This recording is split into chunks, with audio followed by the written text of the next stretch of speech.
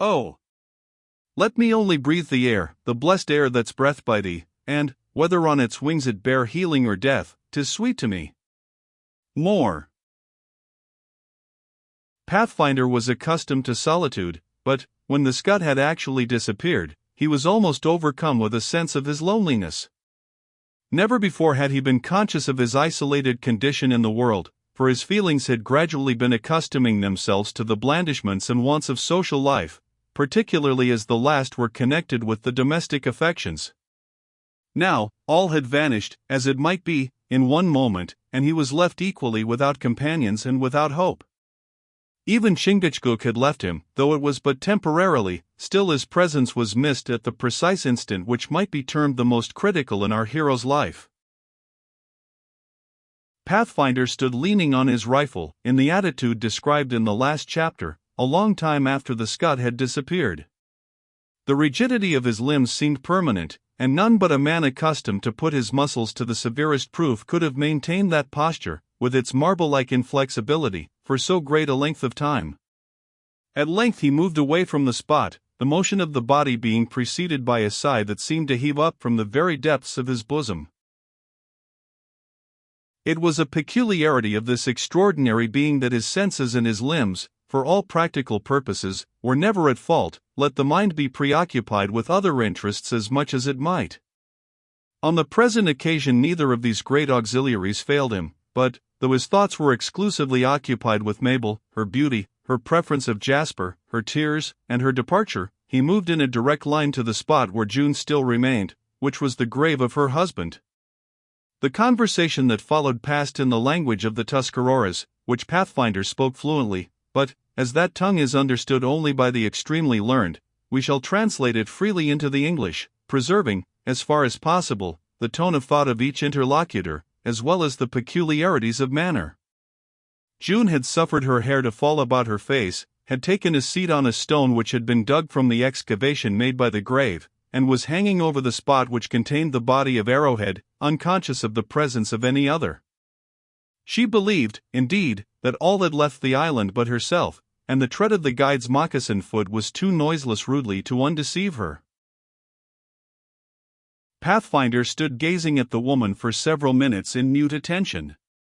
The contemplation of her grief, the recollection of her irreparable loss, and the view of her desolation produced a healthful influence on his own feelings, his reason telling him how much deeper lay the sources of grief in a young wife, who was suddenly and violently deprived of her husband, than in himself. "Do of June," he said solemnly, but with an earnestness which denoted the strength of his sympathy, "you are not alone in your sorrow. Turn, and let your eyes look upon a friend." "June has no longer any friend," the woman answered. "Arrowhead has gone to the happy hunting grounds, and there is no one left to care for June. The Tuscaroras would chase her from their wigwams, the Iroquois are hateful in her eyes, and she could not look at them. No! Leave June to starve over the grave of her husband. This will never do, this will never do. 'Tis Aegean reason and right. You believe in the Manitou, June? He has hid his face from June because he is angry. He has left her alone to die. Listen to one who has had a long acquaintance with red nature, though he has a white birth and white gifts. When the Manitou of a paleface wishes to produce good in a paleface heart, he strikes it with grief, for it is in our sorrows, June, that we look with the truest eyes into ourselves, and with the farthest-sighted eyes too, as respects right. The Great Spirit wishes you well, and he has taken away the chief, lest you should be led astray by his wily tongue, and get to be a Mingo in your disposition, as you were already in your company." "Arrowhead was a great chief," returned the woman proudly. "He had his merits, and he had his demerits, too. But June, you are not Dessart, nor will you be soon. Let your grief out, let it out, according to nature, and when the proper time comes I shall have more to say to you." Pathfinder now went to his own canoe, and he left the island. In the course of the day June heard the crack of his rifle once or twice, and as the sun was setting he reappeared, bringing her birds ready cooked, and of a delicacy and flavor that might have tempted the appetite of an epicure.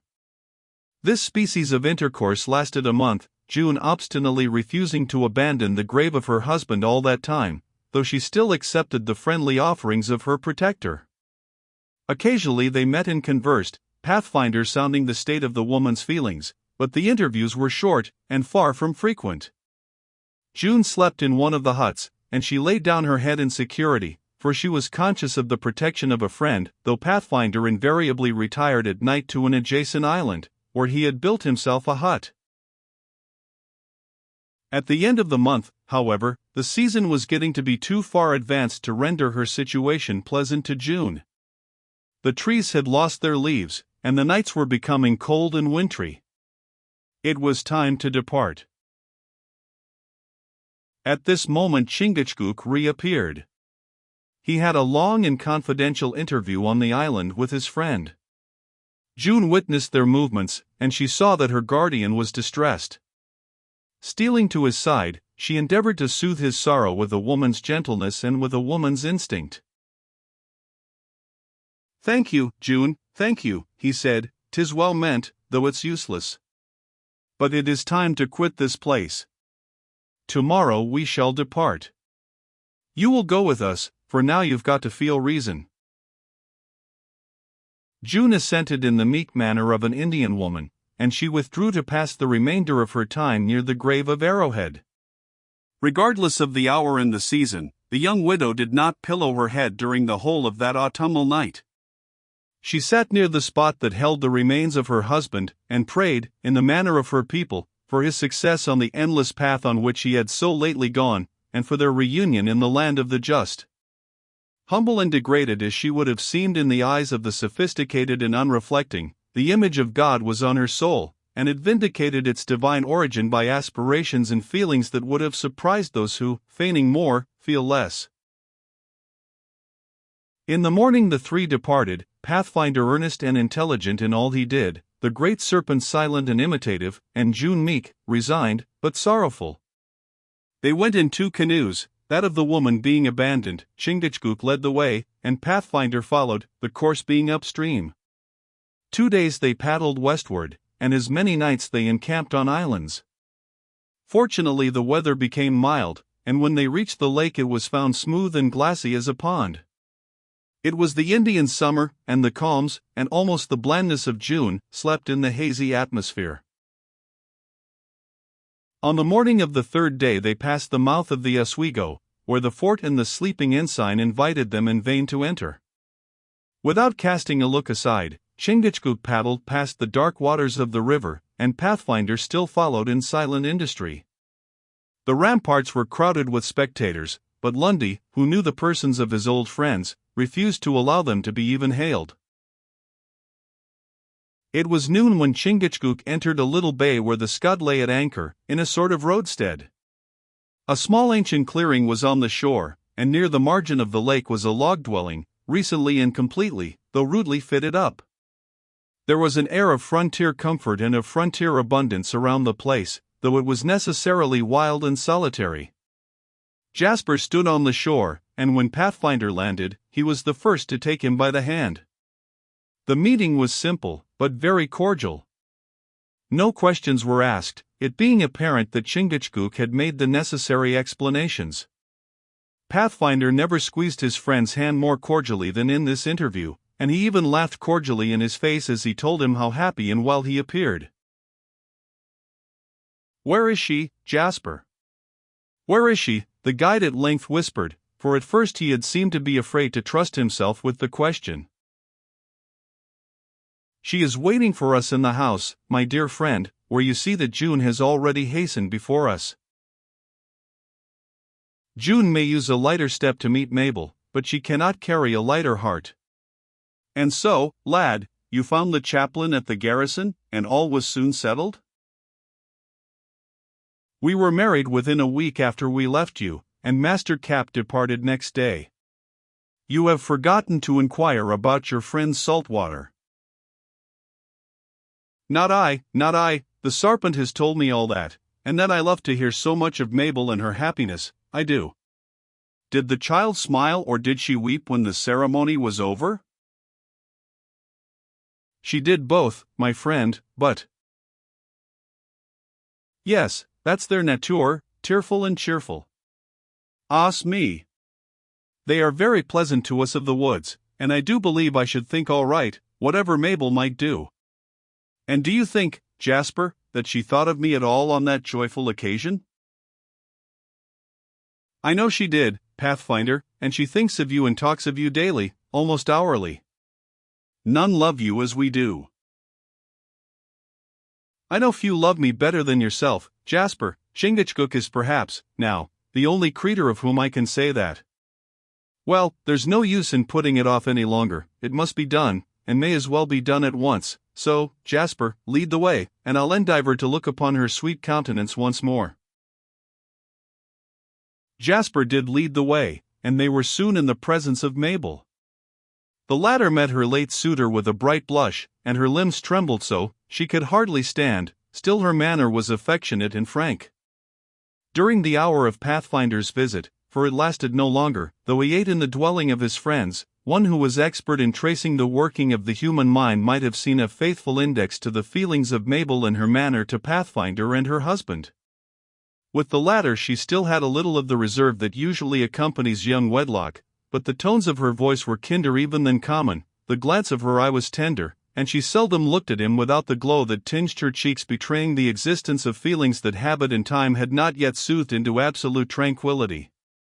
With Pathfinder, all was earnest, sincere, even anxious, but the tones never trembled, the eye never fell, and if the cheek flushed, it was with the emotions that are connected with concern.